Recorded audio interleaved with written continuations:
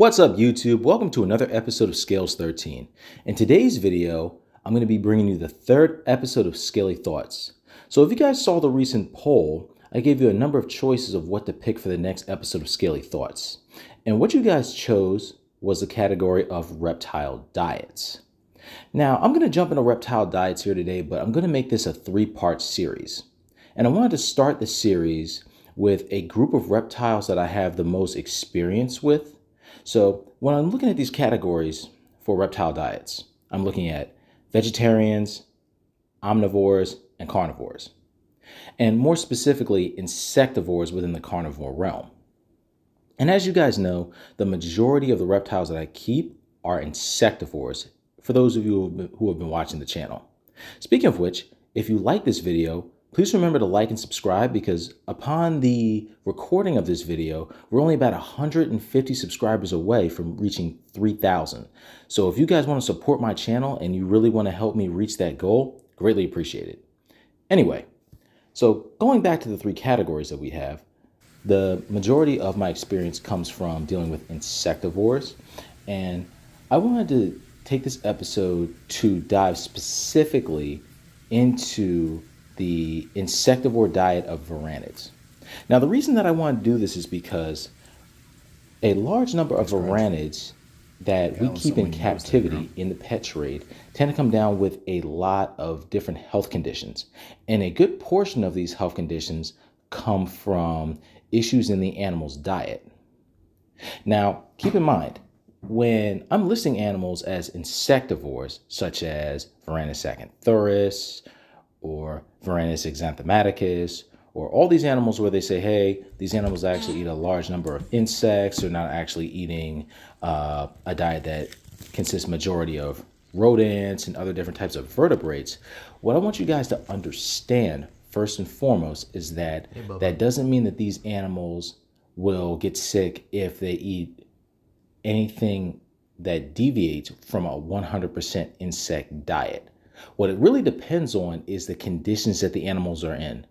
For example, an Ackie that you find in Western Australia, or a Savannah Monitor that you find in West Africa, are going to consume a large number of insects. They've opened up Ackie monitors and looked at their stomach contents from carcasses that they've found in different studies, and they've actually found a large number of locusts in the animal's stomach. And of course, with Varanus exanthematicus, these animals have been seen eating these large insects that are related to crickets that you would find in the burrows within the grasslands. And also, there's research that suggests that these animals are also feeding on African land snails as well. But guys, what I want you to understand is the way that these animals are programmed in the wild is they're actually just opportunistic carnivores, opportunistic feeders. So that means even from when they're little hatchlings and then they're grown into adulthood many years later, these animals are going to eat anything that moves that they can fit in their stomach. Why? Because the opportunity does not always present itself for these animals to obtain a meal. Guys, there's something that I really want everyone in this hobby to understand, is that even though we categorize these animals into all these different areas, these animals are literally just trying to survive. And what I want you to understand before we start this conversation and go into all the details of what they should eat, what they shouldn't, is that these animals are not going to have the same environmental conditions 100% perfect like it would be in the wild. I'm not saying that nature is always perfect, and of course there's always adverse weather and different things like that. But what I mean by that is, when an animal is kept in captivity, whether you have a large, awesome enclosure for an Ackie that could be the size of a room, or you could do the same thing with Varanus exanthematicus, whether it's a 10-foot enclosure, whether you have it in something the size of a room, it does not matter. These animals are not receiving the same amount of exercise that they would in the wild. These animals are not given an area where, let's say, a Varanus exanthematicus can dig easily 6 feet into the earth. And the same thing can be said for Ackies as well. When these guys are in the wild, the reason that they have the name monitor lizard as the common name for varanids because they use that forked tongue to navigate their environment when they're constantly in search of food. Now, if you guys have ever watched any natural history specials on carnivores and different things like that, what I want you guys to understand is it's not the same way it is in captivity, where we have a bin of insects and we have to regulate how often we feed these animals. It's quite often when a predator is chasing its prey that it does not capture its prey. Actually, the majority of predators in the wild, and this doesn't just include tigers and lions and bears, it also includes things like frogs and smaller predators. The majority of the time these animals are chasing down their prey, they do not catch prey. So these animals are literally wired to take the opportunity to aggressively attack and eat whenever they can. Because in the wild, especially for animals like Varanus exanthematicus, the Savannah Monitor, these animals go through a feast and famine cycle where during the dry months, there's not a lot of food available. So these animals are in their burrows, they're not as active, and what they're doing is going through a long fasting period until the rainy season where the food is plentiful again. Same thing with Ackie. Akkie's in the wild. I don't know if you guys saw Dave Kaufman's Akkie's in the Wild video, but the majority of the animals for the portion of the year that he visited Australia would have been underground, because even though Australia, and when you look at the outback, you see a hot desert, it's dry, the weather does change periodically. Now, it's not going to be as drastic as what we would see in a temperate climate. Let's say for those of us who live in the Northeast, where we get all 4 seasons. We get a winter with snow, we get a hot summer, we get a rainy, cool spring, and of course we get a fall where all the foliage is changing and we're getting back into wintertime, right? These animals are still going to have environmental changes where they're at least going to go from a wet period to a dry period, and the temperatures outside are going to change. And this is going to affect the animal's ability to not only hunt its prey, it's going to affect how much food is available. So keep in mind, when I'm labeling animals as insectivores in this video, I'm basically giving you what we as keepers deem as what is a biologically appropriate diet for an animal that is in captivity that will benefit the animal to make sure it doesn't die from obesity or any other ailment that would be caused from a poor diet. All right, we're about 8 minutes in, so let's get that. So now that we got that straight, let's begin. So to start off with, we're going to go into portion control. So of course that means that we don't want to feed an animal too much food within a specific segment of time to make sure that the animal does not die of different ailments that are caused from obesity, such as fatty liver disease. Now, of course, at the same time, we don't want to underfeed the animal because we don't want the animal to die or become sickly from malnutrition. So we have to find a balance. So when you're looking at a monitor lizard is going to store a little bit of fat within the base of its tail. Now, where you don't want to see an animal store fat on its body is the legs and the stomach. Now, the stomach, especially the lower portion of the stomach, you want to see that area be a little leaner. You want to see a lateral fold or a lateral indent running along the sides of the animal's body from the forelimbs to the back limbs. Now, what I want people to be careful of in the hobby is that people who supply food want to sell insects. They want to sell insects, but it doesn't necessarily mean you have to feed all the insects at once, or that you have to put your animal in a situation where it's eating all this food because somebody told you to. There tend to be different trends out there. Like I saw a trend recently, and I'm not going to name any names because I don't want to get in trouble for it, where you see sales on different insect items, and it tends to be trends, just like in human food. There was the big thing with red velvet for a long time, and then there was ciabatta bread and all this other silly stuff, right? And we tend to have the same thing in the reptile hobby at times. Like I remember I saw this ad for hornworms years ago talking about they were the perfect feeder because they have the nutrition of about 12 crickets. Well, if you look at a updated macro sheet that was built with good information and research backing it, that's totally incorrect. Saw another ad recently that had to deal with discoid roaches that said they were the perfect feeder, and if you're not feeding discoid roaches, then your reptile is really missing out on a great portion of his nutrition, right? Here's what I want everyone to understand about the insect diet. Keeping an animal 100% on insect diet does not mean that the animal cannot overeat. You have to understand what you're feeding your animal so you know how to control the portions. For example, mealworms, superworms, and I got a whole video on the difference between the two and what they are and where they come from. That's going to come out later on, more in the middle of the summer. That's a video for a later date. But they're very high in fat. Now, did they have a decent amount of protein? Yes. But the amount of fat that these insects have on them is not necessarily biologically appropriate to be eaten on a daily basis by a reptile that's in captivity.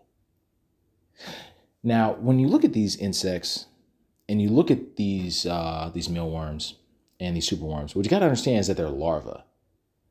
And what they're trying to do until they turn into a darkling beetle, they're trying to pack their bodies with as much fat as possible. So that way, when they cocoon themselves and turn into a pupa, and they're going through the metamorphosis stage where they're turning into a beetle, they have enough calories to not only complete the process, but also to live off of until they emerge and become a beetle.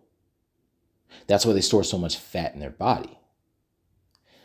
Now, the positive about these insects is they're easy to breed, they're easy to store. Of course, with mealworms, you can cool them down and you're able to keep them for longer. But what I want people to understand is that different insects have different nutritional values. Like, for example, dubia roaches, really high in protein. And depending on what you feed them, I'm going to backtrack here because they have a very long intestinal tract.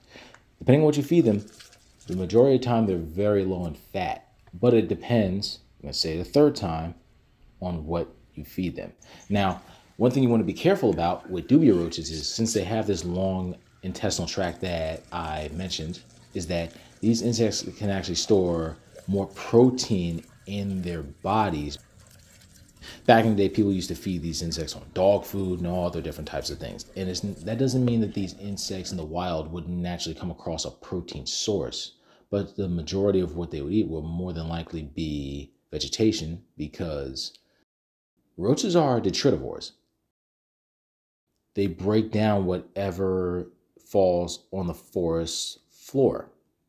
So majority of that, of course, is going to be fallen vegetation, but also that can be dead insects, carcasses, whatever else they find, right? What you want to do is, when you're feeding your animals, you want to make sure that the different insects that you're picking are, of course, lower in fat, and you want to limit the amount of insects that you're feeding these animals at a time.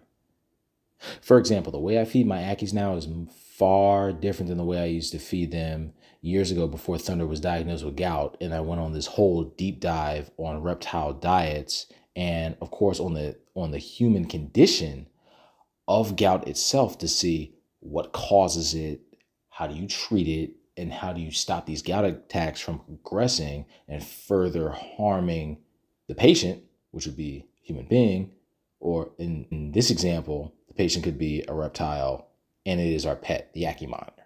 So what you want to do in that scenario is you want to feed your insects something that's going to give them plenty of nutrition, which of course I would suggest the majority of their diet be vegetables with a little bit of fruit added in. I particularly feed my insects tart fruits. The reason that I do that is because I don't want to load them up with a ton of sugar. Once an animal has an issue with its kidneys, such as gout, consuming sugar and carbs is not going to help that process. It's only going to hurt it. Of course, it's caused by an overabundance of proteins that the animal cannot excrete from its body. But Once gout as a condition has already settled into your animal's body, the carbs and the sugar is not going to help because, of course, not only are these animals predators, so they're not going to be eating grains, obviously, but also those sugars will just worsen the condition. Anyway,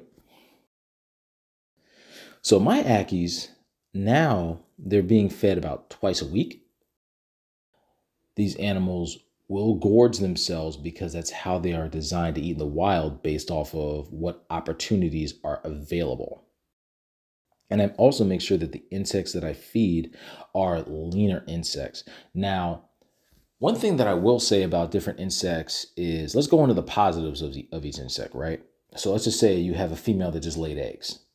Okay, well, you probably want to feed that animal, let's say, some black soldier fly larvae because those tend to be higher in calcium, or you might want to also feed them some silkworms. They're pretty high in calcium too.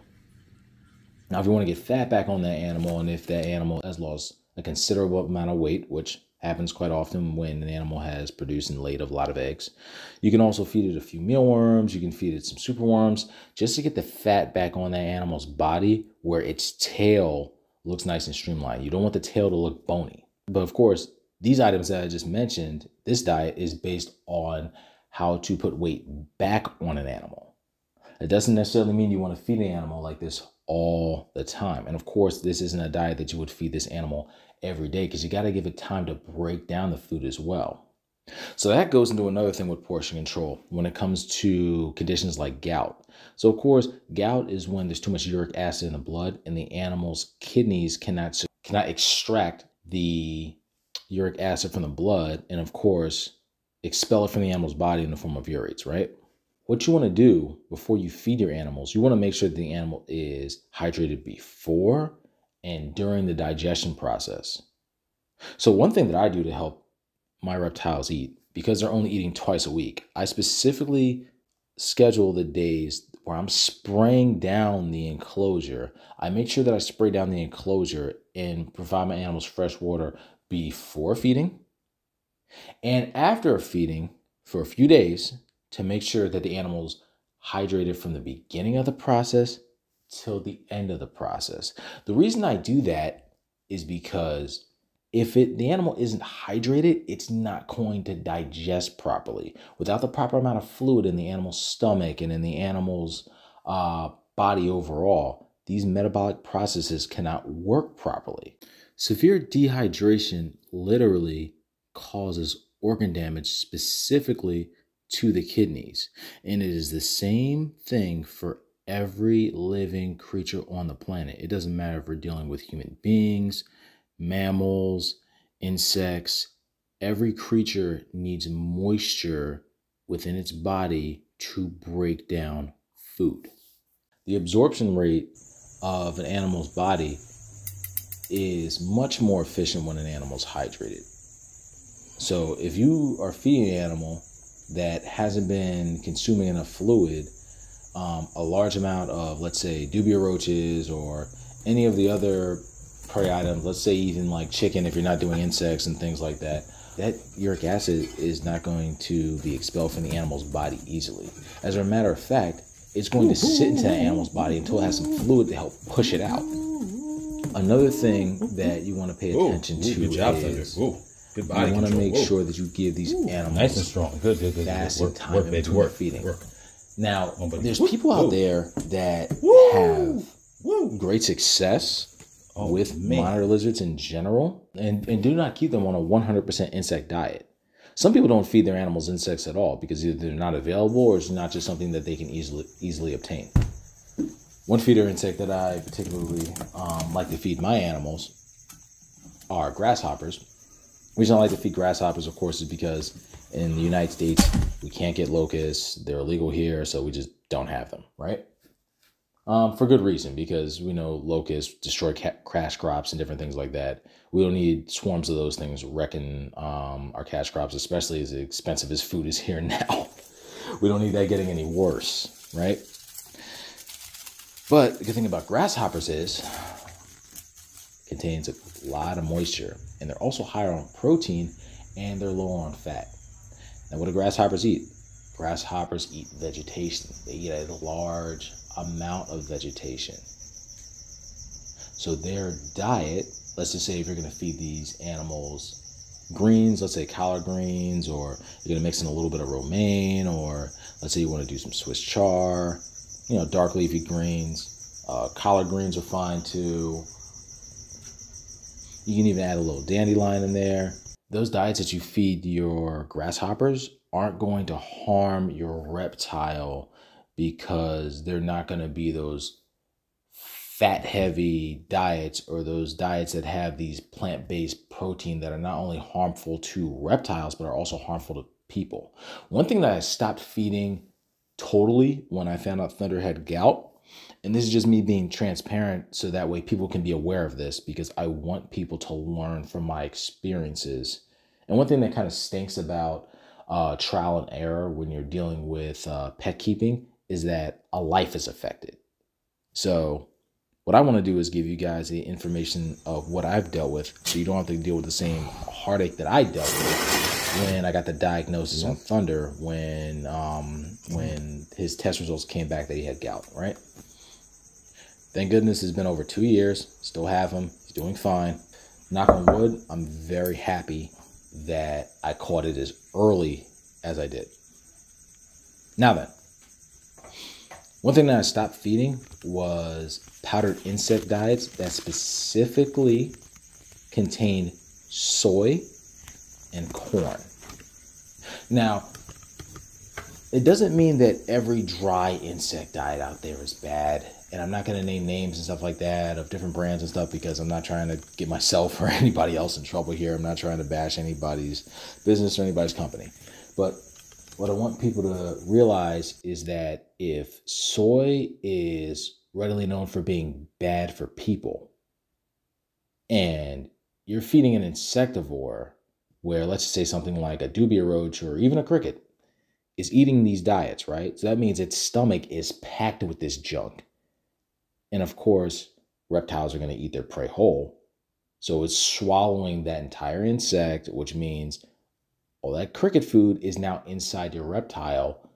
It's going to harm your reptile in the same way, because even though it's pre-digested, still the same ingredients, and it's going right into your reptile. You have to be careful about what you provide your reptile. All you got to do is, hey, let's just say if you want to use a commercially available dry insect food, just read the back. Just look at all the details and read the ingredient panel to make sure you know what you're feeding your animals.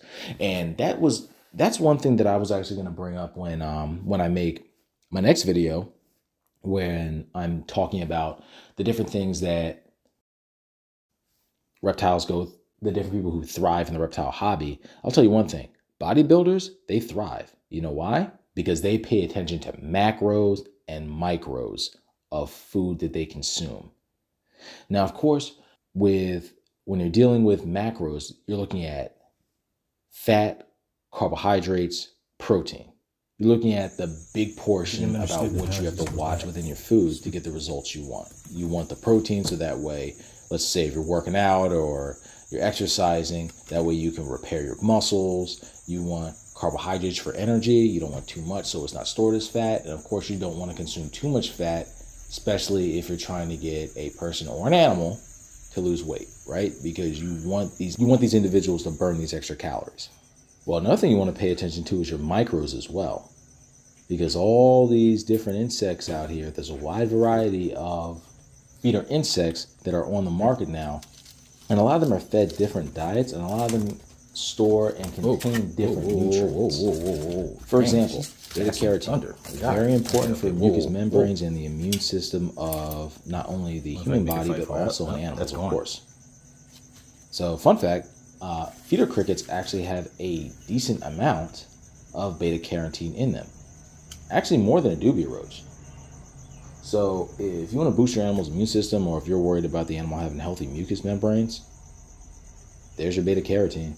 Also, another food item, let's just say if you have an animal that is dehydrated and the animal's also overweight, well, what can I mix into this animal's diet, into the rotation, to make sure that it's not consuming a ton of calories, but it's also getting moisture? let's just say if it's something like a bearded dragon that also eats vegetation, right? But it's got to have some protein, and it needs moisture. What do you feed it? Hornworms, because hornworms contain a very large amount of moisture, almost as much as a fruit or a vegetable.